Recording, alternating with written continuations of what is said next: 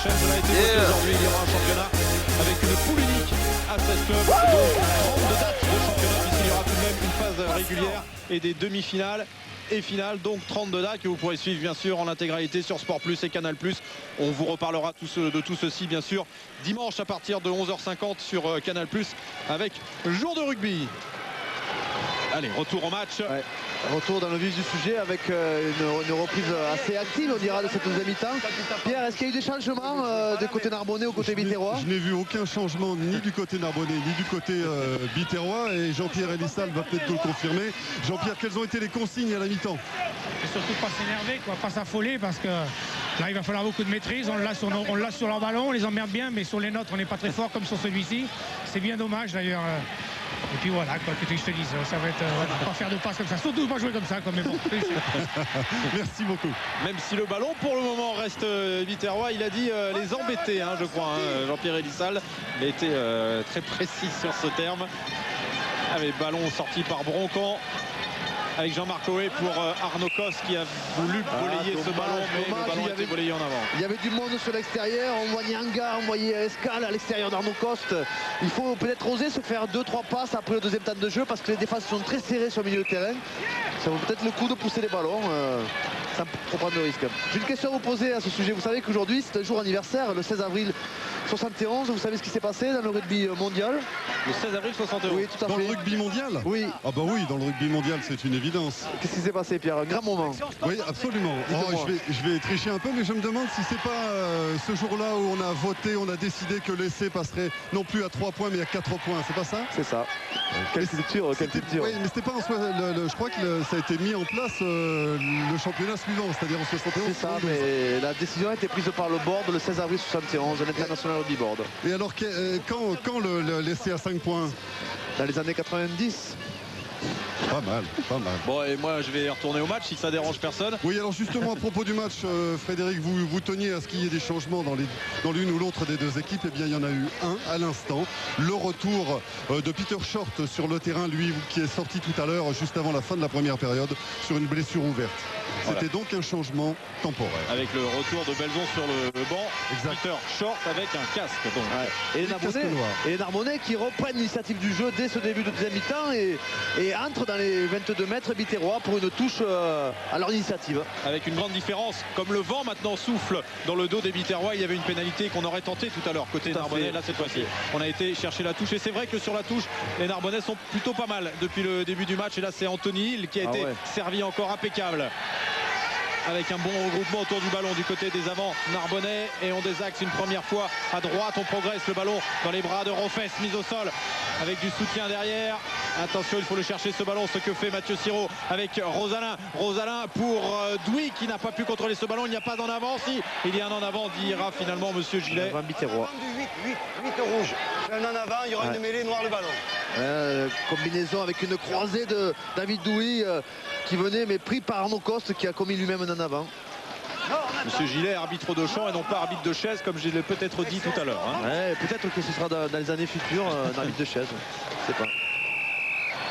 Et ce sera une pénalité à nouveau pour les Biterrois sur cette mêlée. Toujours des problèmes en mêlée, toujours en difficulté Narbonnais face aux Biterrois sur les mêlées. Ils avaient un moment prévu, Marc Delpoux et Jean-François Beltran, de changer la charnière à la mi-temps, de faire rentrer Laurent Ballu et Louis Cohn. Mais c'est vrai que pour le moment, Siro et Rosalin font un très bon match et ils ont été conservés pour le moment sur le terrain. Gaël Randiga qui a trouvé cette touche. Superbe jeu au pied gauche là, qui fait gagner 60 mètres du coup à son équipe. Et les conditions météo n'ont évidemment pas changé, hein. Toujours du vent et toujours de la pluie. Gaël Randiga qui a évolué lui à Narbonne. Il était arrivé à 15 ans à Narbonne, après il a fait plusieurs autres clubs, passé par Perpignan notamment et par Tarbes. Et la touche est directe. La touche est directe, il ne l'avait pas vu, monsieur Gillet, il n'a pas vu que le joueur n'était pas dans les... En fait, il avait pris le ballon en dehors des 22, il est rentré dans ses 22 avec le ballon. Donc même s'il tape directement, il n'y a pas le droit. Bien arbitré, Frédéric. Merci. On n'a pas le droit de rentrer avec le ballon dans ses 22 mètres pour se dégager. On peut rentrer par une passe, mais pas par une course, ballon en main. Avec une prise impeccable de Jeannard, la progression des avants biterrois, le ballon dans les bras de Sébastien Bruno. Maintenant, on a gagné une bonne dizaine de mètres. Ballon porté qui s'est arrêté une première fois, mais on recule maintenant avec Sébastien Bruno qui a laissé tomber ce ballon en avant avec encore une fois, cette fois, une belle défense de la part des Narbonnais. Attention à pas trop s'exciter. Venez là, il y en a là-bas en rouge, vous mettez le noir de ballon. Là, venez là. Un ballon porté, Biterrois qui était plutôt bien parti, bien construit. On contrôle bien le ballon autour de Sébastien Bruno. On a voulu passer par la gauche et là on a repris la pression. Les Narbonnais qui sont quand même en difficulté au départ mais qui se ressaisissent rapidement et qui remettent la pression sur les Biterrois et mettent à la faute. Quand ils sont partis à gauche, les Biterrois qui se sont occupés de 3 ou 4 joueurs.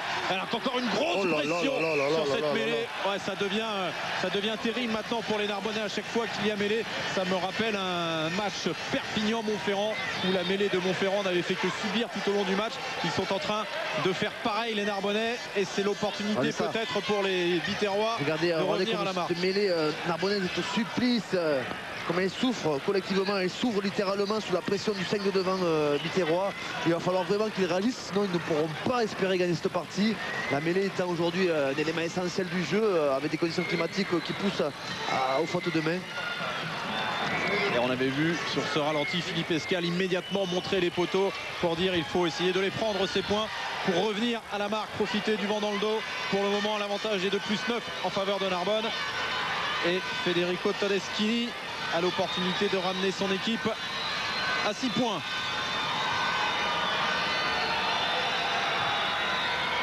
Et voilà qui est fait. Après 6 minutes en seconde période. Béziers 6, Narbonne 12.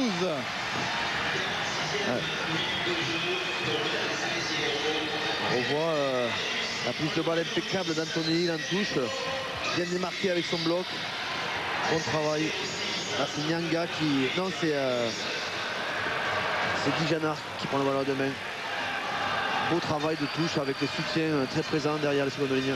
Coup de pied long tendu de Cédric Rosalin. Ah, c'est bien joué, c'est bien joué. Avec une touche. C'est bien joué parce que la touche narbonnaise pose des problèmes à la touche biterroise. Donc il a cherché directement la touche. C'est intelligemment joué. Et on n'a toujours pas vu la rentrée de Louis Cohn qui reste sur le banc de touche. Oui, et je pense qu'on fera rentrer d'abord des premières lignes du côté de Narbonne. Ah oui, car là il y a un vrai problème. Mathieu Siro qui a eu du mal à récupérer ce ballon, qui a pris la charge de Hall dans la foulée.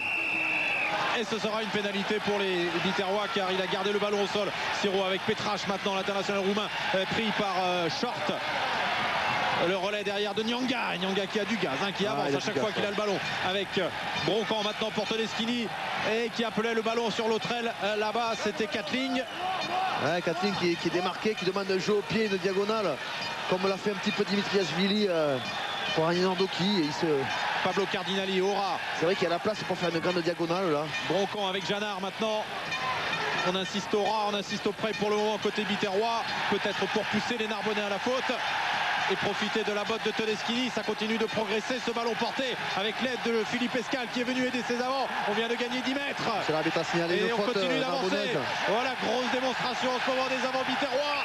Et le mollet coulé, on va revenir à la pénalité. Et ça plaît au public de la Méditerranée.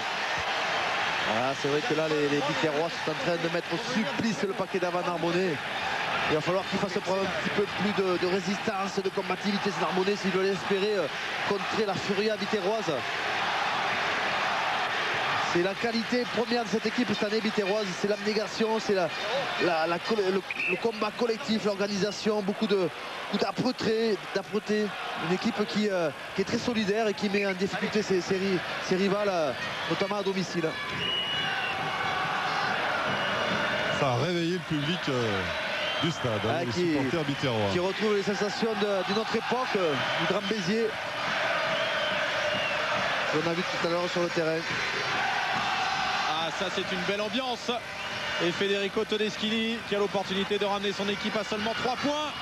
Il y aura la distance, il y aura la direction, oui monsieur, et Todeschini qui ramène Béziers à 9 à 12, ça va nous promettre une seconde période de feu. C'est vrai que les Biterrois font leur retard rapidement, l'avantage de 9 points de Narbonnais font comme neige au soleil là. C'est soleil qui n'est pas présent quand même. Ouais. Il faudrait trouver une autre formule. J'en ai pas moi, il faut demander à Pierre peut-être.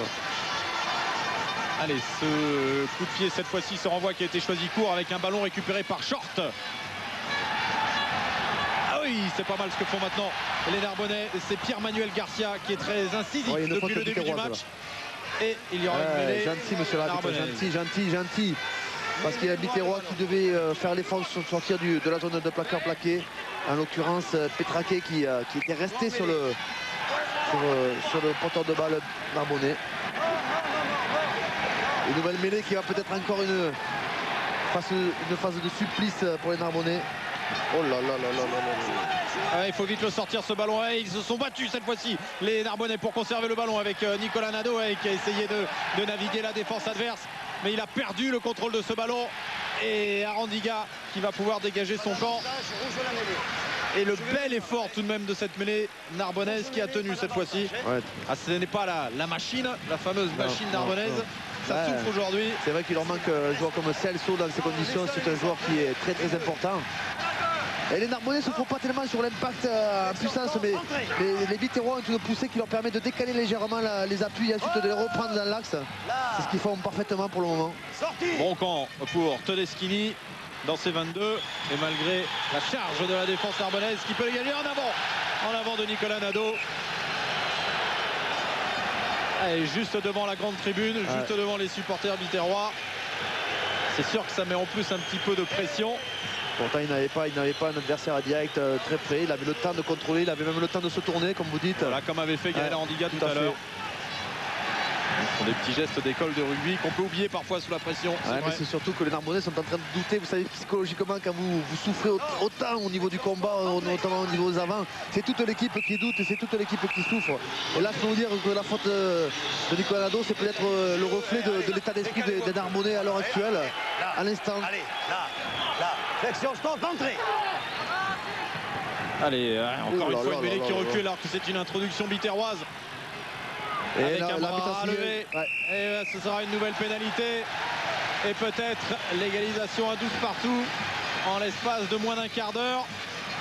Les Narbonnais doivent prendre une décision à ce moment-là. Ça y est, elle est prise la décision. Ouais, on va la tenter. Elle est prise la décision. On va faire rentrer Martine dans un premier temps. Alors qu'on revoit la faute. Alors qu'a vu monsieur?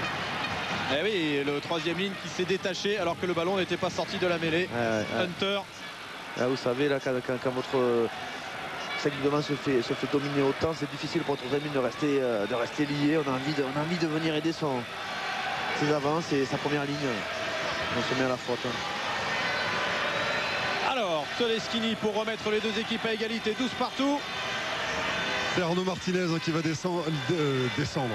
va sortir et laisser sa place à Laurent Martin. Alors que Todeschini remet les deux équipes à égalité après 53 minutes de jeu, 12 partout. Pour le moment, la dynamique effectivement est biterroise et on va essayer de gripper la machine qui est biterroise aujourd'hui avec la rentrée de Laurent Martin à la place d'Arnaud Martinez, le pilier international qui n'a pas l'air très très content de sortir. Non, je ne sais pas si c'est le bon choix parce que j'ai l'impression que c'est plutôt le pilier qui souffre énormément, je ne sais pas. Vous savez, c'est toujours très difficile pour un pilier de sortir après avoir souffert comme ça. Ah oui, le pilier n'est pas content, je vous le confirme. Il va directement au vestiaire sans passer par le banc. Au niveau de l'orgueil de ces joueurs, c'est très dur à supporter. Laurent Martin qui est passé par les juniors à Pau, il a été champion de France avec Mathieu Siro. Le long coup de pied de Todeschini qui remet immédiatement la pression puisqu'on se retrouve dans le camp de Narbonne. Camp de long, passe difficile pour Nicolas Nadeau. Attention, le premier dessus sera Nadeau face à Quatling et face à Audrin. Et c'est pas un cadeau qu'il a fait derrière à son ailier. Le ballon va être récupéré par les Narbonnais, mais il y a un en avant. Ouais, il y a le feu à la maison là, c'est la panique du côté des Narbonnais. Ça va plus du tout là, ça va plus du tout et on commence à faire un peu n'importe quoi. On se met à déjouer du côté narbonnais, c'était peut-être pas la meilleure façon de rester dans la partie. 12-12. Ouais, on s'enguirlande un petit peu, on s'enguirlande un petit peu du côté narbonnais. Avec Olibo et Anthony qui ont essayé de calmer un peu tout le monde. Ouais, il va falloir apporter un petit peu de sérénité, mais comment voulez-vous trouver la sérénité quand vous êtes aussi bousculé au niveau de la mêlée notamment? Les changements justement, vous parlez de la mêlée, Fabien, changement dans la mêlée biterroise avec la sortie de Sébastien Bruno et l'entrée de Dimitri Charzeski. Sébastien Bruno félicité par son entraîneur Elissal. Et avec une mêlée qui encore une fois progresse du côté biterrois. On est complètement désorganisé du côté de Narbonne. avec Janard en position de demi-mêlée qui va rester au ras avec Sarceski, son premier ballon face à Anthony Hill. Le soutien de Nyanga, son pote. Les deux inséparables. Et la progression maintenant du pack biterrois. Écoutez la clameur. On est à 10 mètres de la ligne de but narbonnaise avec Janard maintenant qui se protège. Ouais, est-ce que c'était bien autorisé ce que vient de faire Janard là? C'était un petit peu détaché, qui est venu se remettre derrière les fesses de ses autres avants. C'est un peu ce qu'on reprochait à Neil Back avec les Anglais pendant la Coupe du Monde. Ouais. Ballon récupéré par Oé qui n'a pas pu assurer sa passe. Et finalement, ce ballon restera biterrois avec Pierre-Henri Broncan et peut-être une tentative de drop. Eh oui, mais on subit la pression du côté de Béziers. Belle réaction d'orgueil de la part des Narbonnais, même si ce ballon reste biterrois avec Ratianidze. On va chercher l'axe avec et le drop probablement de Tedeschi, mais on est monté très vite et ça repart sur le fermé. C'est bien fait, faut du soutien. Broncan mise au sol. Nyanga stoppé notamment par Laurent Martin. Et Arnaud Cos qui dit le ballon il est là mais on peut pas le jouer. Les Narbonnais sont au supplice là, ils n'arrivent même pas à venir disputer les ballons de développement. Ils sont devenus attentistes tellement ils n'ont pas à se mettre à la faute. Alors on s'est pas bien organisé, mais c'est Sarceski qui a pu récupérer ce ballon et qui repart en avant malgré Anthony Hill, aidé par Nyanga avec Petit maintenant, avec Cardinali pardon. Reculez. C'est des biterrois qui ont la main sur le ballon, qui jouent à leur rythme, qui imposent le rythme de jeu, qui portent les ballons, qui rejouent auprès. Les Narbonnais sont vraiment en difficulté là. Ratianidze mise au sol. Ah oui, c'est sûr que là en ce moment c'est pas très enflammant comme jeu, mais c'est très difficile pour les Narbonnais qui ne font que défendre, qui subissent le petit coup de pied par-dessus de Broncan sur l'aile de Katling. Et à la réception, le ballon qui n'a pas été contrôlé, mais l'arrêt de volée sera accordé tout de même. Que va dire? Il n'y a pas de problème. Voilà, arrêt de volée. Il est en l'air, il fait l'arrêt de volée. Je protège le joueur. Ouais, c'est limite. Oui, l'arrêt de volée, il ne l'a pas contrôlé, le ballon, il ne l'a pas contrôlé. Donc il va siffler pénalité car il estime qu'on n'a pas, que Katling a joué le joueur et n'a pas été chercher le ballon. À la limite, il peut considérer qu'il y a pénalité, mais arrêt de volée, c'est limite. Enfin bon. Voilà, reculez. Allez-y. Ça va permettre peut-être aux Narbonnais de poser le jeu, de mettre la main un peu sur le ballon durant un instant et de souffler. Mais regardez, la touche est à hauteur des 22 mètres, touche biterroise. Et oui, puisque c'est un arrêt de volée, non pas une pénalité. Lancé biterrois, ce sera le premier lancé pour Sarceski, qui se pose des questions en ce moment. Va-t-il aller à Montferrand l'année prochaine ou rester à Béziers? C'est vrai que pour les biterrois, ce serait vraiment une grosse perte. C'est vraiment un grand espoir pour le club. C'est lui qui a récupéré le ballon. Et qui progresse maintenant avec Nyanga et Janard. Oh là là là. Et le soutien de Sarceski. Reculez, voir. Le ballon dans les pieds de Ratianidze qui repart sur le fermé. Pour le moment, c'est tout au ras du côté des biterrois. Et on va écarter avec Todeschini, retour intérieur. On a écarté, mais une passe. Pour Katling. Broncan. C'est pas là où on va écarter. Encore une fois, le petit coup de pied par-dessus de Broncan sur l'aile d'Oé. Et arrêt de volée cette fois-ci sans aucun problème pour Nicolas Nadeau. Qui a été gentiment accompagné, regardez, par Oé. Ouais, mais c'est le jeu, rien à dire. Le ballon était un petit peu trop bas. Il aurait fallu que Pierre-Henri Broncan tape un peu plus haut la chandelle pour permettre à son attaquant de venir disputer le ballon en l'air. Mais en tout cas, ça occasionne aucun problème pour les biterrois qui conservent l'occupation du terrain, qui sont toujours à hauteur des 5 mètres Narbonnais. Et donc la même mise est toujours biterroise. Julio Garcia va faire son entrée du côté de Narbonne. Oui, à la place de Sébastien Petit vraisemblablement. Oui, je pense que c'était à ce niveau-là qu'il fallait faire le changement. Du côté de Martinez. Alors le joueur international argentin, 3 sélections passées par regardez comme il souffre, regardez comme Petit souffre, il a vraiment souffert aujourd'hui, une sale soirée. Mais il a fait preuve de courage, d'abnégation, il a tout donné. Et avec encore un tout petit peu plus de 20 minutes à jouer, pour le moment cela fait 12 partout tout de même. Le lancer n'était pas droit mais sera tout de même conservé par les biterrois avec Audrin qui a réussi à passer mise au sol. Et le relais est maintenant de Petrache. Alors vous la prononcez à la roumaine, Petrache, moi la biterroise, Petrache. Ouais, Kathleen qui n'a pas pu conserver ce ballon. C'est un en avant qui pour le moment profite. Narbonnais.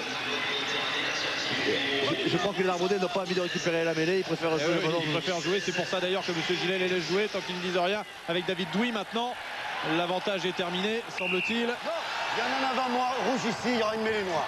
Et c'était un nouvel en avant, Biterrois. Il y aura une mêlée noire le ballon. Ah, mais ça va être un test d'entrée pour le changement de première ligne, notamment le pilier argentin qui va devoir apporter sa puissance. Et Martine à droite qui va devoir faire preuve de solidité. C'est pas tellement à l'impact que les Narbonnais souffrent, c'est ensuite dans la construction, les Biterrois décalent légèrement leurs appuis pour reprendre ensuite une poussée axiale. Et c'est ça qui met en difficulté les Narbonnais depuis ce début de partie. Et je pense qu'on s'est organisé en première ligne. Je pense que Laurent Martine va se mettre à gauche, puisque Julio Garcia peut jouer des deux côtés, mais être à l'origine quand même un pilier droit. Il me semble que non. Bon, dans l'axe, Oui, comme les autres. Martine est à droite, il me semble. Alors que Laurent Balu met de la colle. Oui, Laurent Balu va rentrer et Louis Kuhn aussi va rentrer. Donc on va changer la charnière hein, du côté de Narbonne. Eh oui, effectivement, vous avez raison Frédéric. Vous avez l'œil. C'est l'Argentin qui est passé à droite. Et le voici, Louis Kuhn, l'international sud-africain, l'ouvreur sud-africain pendant la dernière Coupe du Monde. Ah ouais, là, il faut changer quelque chose. Effectivement, ils ont bien raison. Il faut apporter du sang nouveau.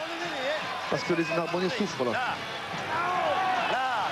Ah, belle, avec une mêlée qui tient, et ballon sorti par Longo, mais immédiatement pris par Broncan. Et derrière, en revanche, on a pris la pression, mais on s'est bien réorganisé. C'est bien. Et on va pouvoir réavancer avec Anthony Hill maintenant. C'est important d'avoir des joueurs d'expérience maintenant. Et ballon. Carton jaune, ça vaut carton jaune, ça. Ça vaut carton jaune des fois de technique comme ça. S'il te plaît. Bien sûr. Et alors? Allez, ça va. Et c'est d'ailleurs ce que réclamait Anthony Hill. C'est clair. En Coupe d'Europe, c'est carton jaune, ça.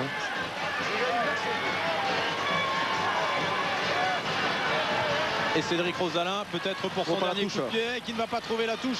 Ça, c'est dommage. Ça, c'est dommage. Et c'est Gaël Andiga qui va relancer avec un long coup de pied, bien sûr, pour immédiatement ramener le jeu dans la moitié de terrain. Les Narbonnais, Anthony qui n'a pas pu capter ce ballon. Il n'y aura pas dans l'avant, a dit monsieur Gillet.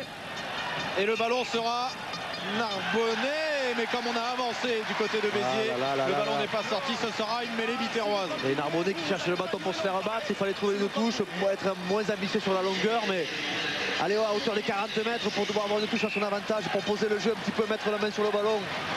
Malheureusement pour eux et heureusement pour les Biterrois, la mêlée maintenant est à hauteur des 22 mètres, avantage aux Biterrois. Changement de charnière annoncé et qui va être effectif dans quelques secondes.